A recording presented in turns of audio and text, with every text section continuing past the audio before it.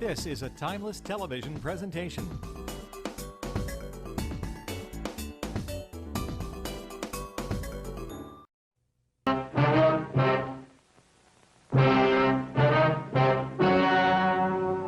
Ladies and gentlemen, the story you are about to see is true. The names have been changed to protect the innocent.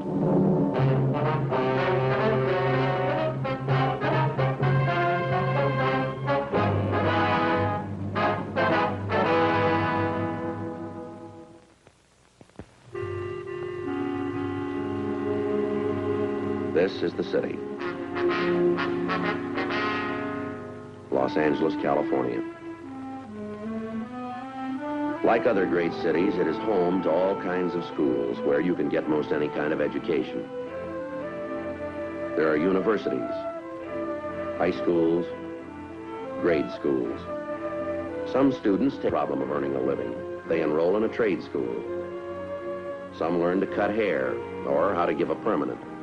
Still others try their hand at fashion modeling, at nursing, or taking shorthand. They learn how to be bartenders, dentists, actors, how to drive a car, or how to give a massage, how to be a tailor, a wrestler, a chiropractor, or how to be a clerk in a supermarket. All these schools are accredited. There's one that is not. It holds its classes in the cracks and crevices of the city. Because of it, I have a job. I carry a badge.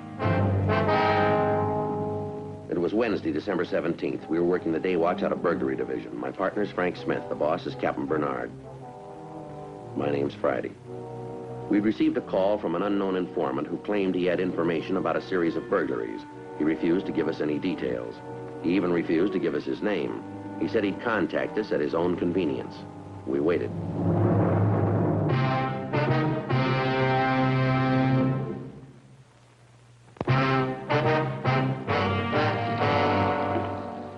Lieutenant Friday.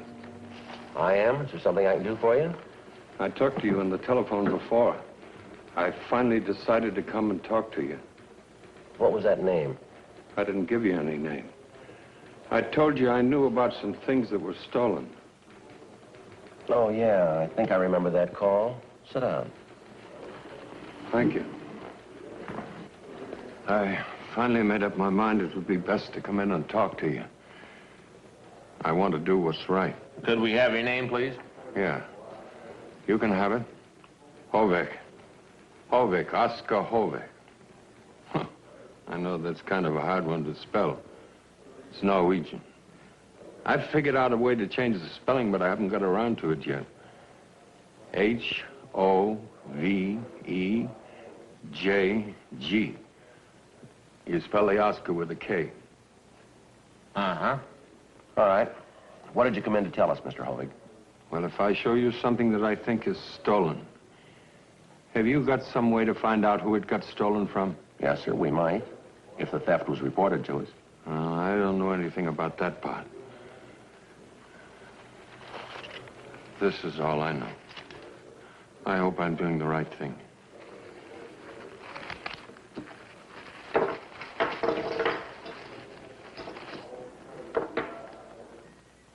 You think those are stolen? Is that it, Mr. Hovig? Well, maybe I'm wrong, but that's what I think. I guess you fellas can find out. The initials are EF. Why do you think they're stolen? Well, I just do, that's all. Where'd you get them? Well, I found it. Where'd you find it? I'll show you where. Don't worry. I'll show you. But in my own good time. Is this all you found? I should say not. That's just a sample. I thought you could use it for identification. That's all I want to say just now. Please. All right, Frank, you want to check stolen property files, see if you can come up with a make? Yeah, sure.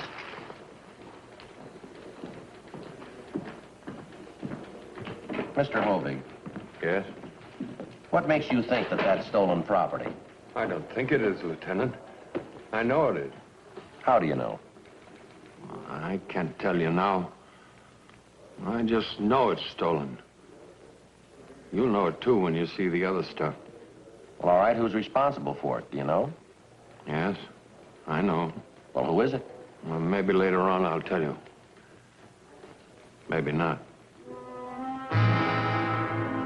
I continued to question Mr. Hovig, but I couldn't pry loose any additional information that might help us. Frank found an identification in stolen property covering the articles Mr. Hovig had shown us. The silverware matched the description of that taken in a theft 4 days previously. It's all right here in the report. All right, Mr. Hovig. Apparently you're right about this being stolen property. Now, you say there are some other items? Yeah, that's what I said. Can you recall any of them? Well, I didn't look them over real good. Let's see. There were a couple of ladies' fans. Ivory? Yeah. And all this silver. It's wrapped in some lace thing. Where is it? Well, it's right where I found it. I didn't move it an inch. Not an inch. Where did you find it? You come to my house. You meet me at my house at 1 o'clock. I'll show it to you. I didn't move it an inch. Well, can't you tell us where it is and leave the rest to us? No. No, it must be done my way. You see, I want to be sure. It still might be some mistake. All right, we'll do it your way. What's that address? 1307 North Camrose. It's in Hollywood, just below Gower. We'll find it. This is very important. Don't come before 1 o'clock, and you've got to be all through by 2. It's very important. We'll do our best. And don't you forget it. My name doesn't get mentioned.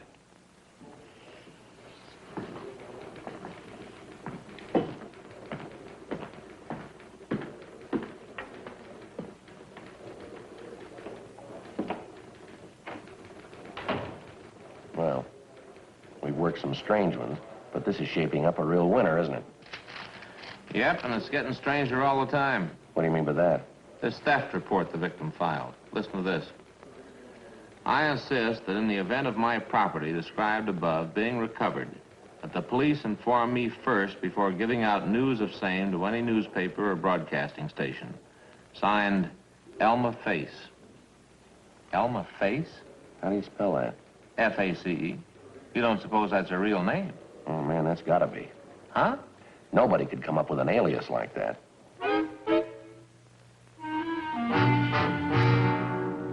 Frank and I decided to drop by and talk to Mrs. Face before we met Mr. Hovig at his home. Just a minute. 1 minute. Yes, what is it? Mrs. Face? Of course. Who did you think? Yes. Well, we're police officers. Police! Oh, great, great. Come in, come in. Oh! You have found the stuff! Well, part of it, anyway. Oh, good, good. Can you identify this, ma'am? Oh, yes, of course, it's mine. Oh, sit down, sit down. And a personal interview with the police to boot. Well, sit down. You don't understand. We can only stay a minute. Please, I ask you to sit down. All right. I just want to jot down a few notes. It won't take but a jiffy. Now, Mrs. Face, we'd like to ask you a few questions. Now, let's see. My notebook is here someplace. I keep thinking I should tidy up a bit, but it would just get messed up again, so what's the use? Oh, some of my very best thoughts are in here someplace. You know how writers are. And it would be such a shame. Do you know Tom Carlyle? What divisions he work out of, ma'am? Oh, no. He was a very famous author. He wrote The French Revolution about 100 years ago. And guess what happened to his very first volume? Millions of words. A cleaning woman came into the room and threw them all away, burned them all up. And when she was asked why she did it, do you know what she said? She said she thought the paper was just no good anymore because it had already been written on. Here it is. Here it is. All right. Let's have it, men. Let's have it. We go to press tonight. Well, I'm afraid we can't give you a complete story yet, Mrs. Face. What do you mean? What in the world do you mean? Now, if anybody scoops me, it's going to be me. You understand? You've got the stuff. That's my silver spoon, and you've got the guy. So why shouldn't I get my own story? I am waiting for your answer. And don't forget, I can make this sound real bad if I feel like it. All we have is a lead. We haven't picked up the thief yet. We haven't recovered all of your property. Now, we should know more about it in an hour or so. Oh, That's the way it is, huh? Yes, ma'am, that's the way. Well, where did you get that spoon? From a man who claims that he found it. Where did he find it? Well, he hasn't told us yet. We're going to meet with him in a little while. Aha! You're going to have a rendezvous with him. Is that the idea? Yes, ma'am. A rendezvous. I'm going with you. I can, can't I? No, I'm afraid you can't. Then tell me this, Sam Spade. Where does this guy live? I'm afraid we can't tell you that either. What are you, anyway? Men of mystery? If you can't tell me anything, why are you here? Well, we'd like to ask you a few questions, if it's all right. All right, then. Shoot. We have your report. We thought you might remember some of the details. I didn't tell anything in that report. I didn't tell any lies, mind you. I just boiled it all down. I said that this box of stuff was stolen from my car. But I didn't say I saw the whole thing. You saw the theft, did you? Sure. What did you think? My eyes are open, Mr. Wide Open. You see, I moved in here last week with my girlfriend. Her name is Rose, and we call her Gypsy. I'm divorced, thank goodness. Oh, yes. Anyway, while we were moving in, I looked out of that window there, and I saw this guy carrying a box across the lawn. My box, my silver, my heart. Your heart. It stopped. When I saw him, I mean. Can you describe the thief for us? Well, not so it would help you much. I only saw him from the back, and he was bent over, lugging my silver away. I was going to rush out after him, but by the time I got outside, he was in his car and going. Well, now, can you remember anything about him that might help us? He was a tall, big man. Even bent over a bit, carrying that box, I could tell that. I was a bit upset, you understand, but I did notice something that might help you. Well, what was that? He threw a glove out of the window of his car. A glove? That's right. This one. Oh, just threw it out, you know. And there was an L in the license number, and the color of the car was green. Well, why didn't you put all of this in your report? I told you. I didn't want to get scooped. I want it in my paper first. Now, that shouldn't be hard to understand. Well, just what paper do you write for? This one. The Southwest Record? It's a throwaway. I am the editor of this sheet, and don't call it a throwaway. It's a shopper's weekly. So you didn't want any other paper to print the story before you did. Is that it? That is what I keep telling you, man. And you haven't printed your story yet? No, siree. Not a single word of it. You know, on second thought, it might be a good idea for you to be with us when we have our meeting this afternoon. Fine, fine. When? 1 o'clock. Good. That'll give me time to change. Where shall I meet you? The address is 1307 North Camrose. 1307. I'll be there. Oh, say, in case I have to ask, what's your name? Joe Friday. Friday. Friday? Oh, that's a funny name. Yes, I guess it is, Mrs. Face.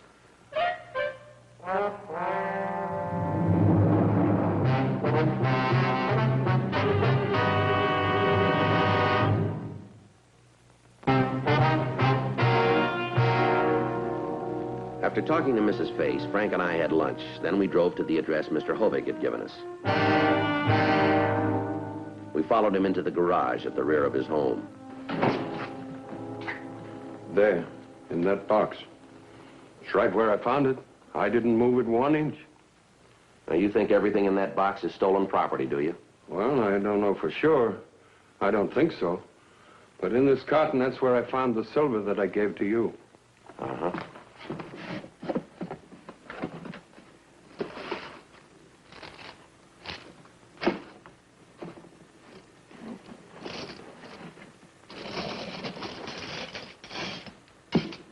Yeah, it looks like it, all right. Sure does. When did you find this stuff, Mr. Hovig? Monday. I was neatening up this bunch of things, and I lifted that one with the string, and it broke. It turned over, and a piece of silver fell out. Well, I picked it up, and I noticed it had initials on it. I didn't recognize those initials. Then I didn't know, so I forgot to mention it. Mention it. At supper. But after they went to bed, I came out to lock up, and I began to think about it. So I looked a little more in the box, and I saw the lace and a picture of somebody that's not in the family. Yes, sir, we understand. Well, I never trusted that fellow the minute I looked at him. Now, who do you mean, Mr. Hovey? My son-in-law. Oh. My own son-in-law. You think he might know something about this, do you? Oh, I'm not accusing him. That's up to you fellas to accuse him. I'm only trying to do what's right. And when you tell my daughter you leave me out of it, that's the whole idea. I want to be a good citizen and respect the law and everything. And my daughter might get the wrong idea. Yes, sir. 3 months they're married and he loses his job. So Oza tells me, and since I want to do the right thing, I say, sure, come ahead. Move in here with me. I won't charge you any rent. So, when they moved in here, they brought this stuff with them, is that right? yeah, that's right. This carton, too. Yeah? What day was this? Well, let's see. I think, what day is this? This is Wednesday. Well, that's right. Then it must have been Sunday that he brought it over. You're sure now? Yeah, I'm sure. Yoo-hoo! Is anybody here? Say, is this... Oh! Aha! Well, here I am. This lady has had some things stolen from her recently. Do you want to take a look through that carton? Which carton? Where? Which one? Right here, right here. Oh, there it is. Yes, that's it. Oh, everything seems to be here all right. Well, men, have you got a line on the thief? We think so, yes. Oh, that's real great fast work, I must say. Oh, what's this gentleman's name? That's Mr. Hovig. You said you wouldn't give my name. Oh, yes, I saw it outside on the mailbox. Oscar, isn't it? Say, now, what's this all about? Oh, why does he look so upset? I'm sorry. I'm very, very sorry. What for? Because your property was stolen. Well, sure, thanks. But here you've gone and found it for me again, so no great harm done. Besides, the stuff wasn't worth much. It's just that you get mad when you see somebody taking it right from under your nose. I'm sorry. It was a terrible thing to do. What's with him? It's a family matter, Mrs. Face. What time is it? 1:45. Oh, I'll be coming home any minute. My son-in-law took Oza over to the doctor's at 1 o'clock. It's just over here in the burn building. And that's why you wanted us to be here at 1, so we wouldn't be around when he came back, is that it? Yeah. Yeah. But now, it doesn't matter. What kind of a car is he driving? His own car. A green car with an L in the license number. How did you know that?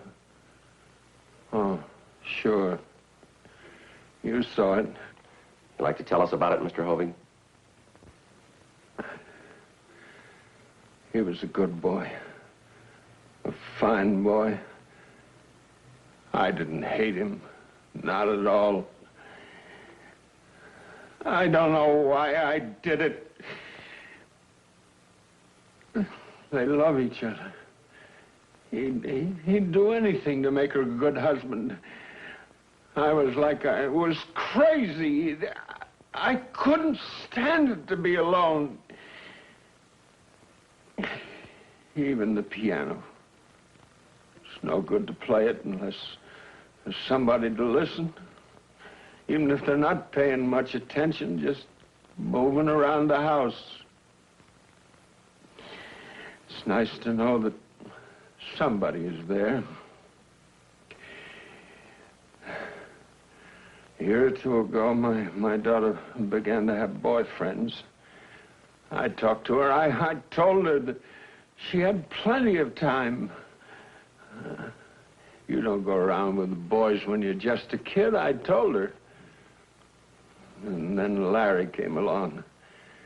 He was working over at the service station. And then before I knew what was going on, they came to me and they said they were getting married. But I couldn't talk. It was just like when her mother died.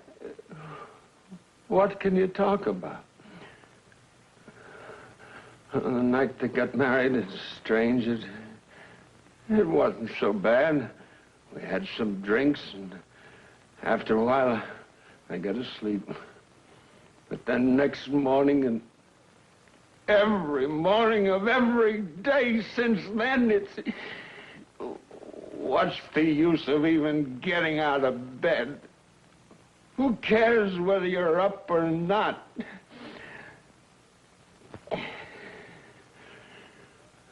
About 10 days ago, Larry lost his job.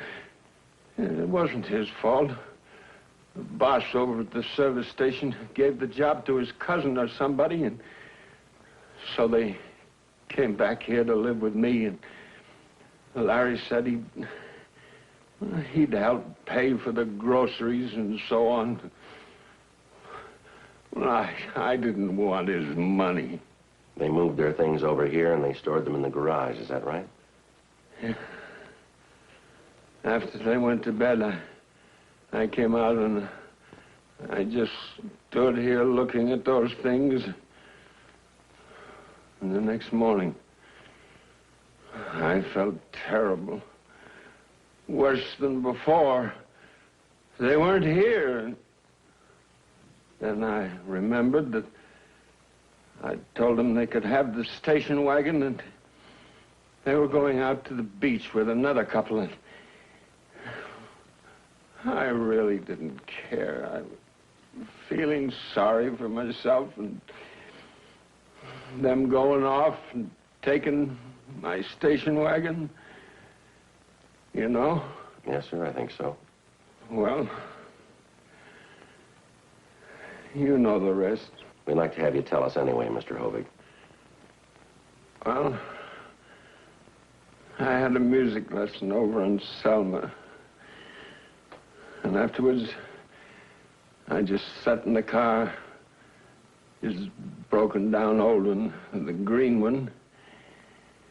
And then I saw this lady and another one unloading their car down the street. Cartons and things, and they reminded me of the ones in the garage. Well, I thought if I grabbed one and put it with Larry's and then tell the police, they'll say Larry's a thief. And even if anybody saw me, it didn't matter. It was Larry's car. They blame him. That's why you threw that glove out of the car, is that it? Yes. How could I do such a thing? I never did anything so wrong. Never. Well, I certainly want to thank you, Mr. Hovig, for helping me carry this stuff of mine over. It was real neighborly. Now, if you'll help me put it in my car, I think I can take it from there. Lady, you heard what I said. I told you everything. Told me what? I don't think I know what you're talking about. Well, I told you. Rubbish. Haven't the faintest idea what you're talking about. Lieutenant Friday, why don't you and your partner just chase along? We don't need you any more that I can see. No, I'm afraid you don't understand, Mrs. Face. You keep out of this, Friday. This now is something personal between Mr. Hovig and myself. I'm sorry, Mrs. Face. It's a police matter now. We'll have to take Mr. Hovig downtown. Now, you just hold on a minute. You know as well as I do that he didn't commit any crime. You heard his story. You can't arrest a man just because he loves his daughter. I'm afraid that was the trouble. What do you mean by that? Maybe he loved her too much.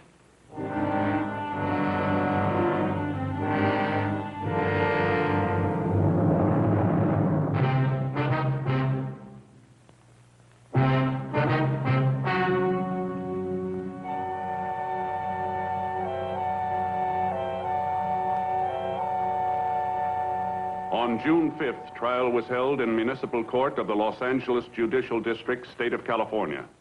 In a moment, the results of that trial.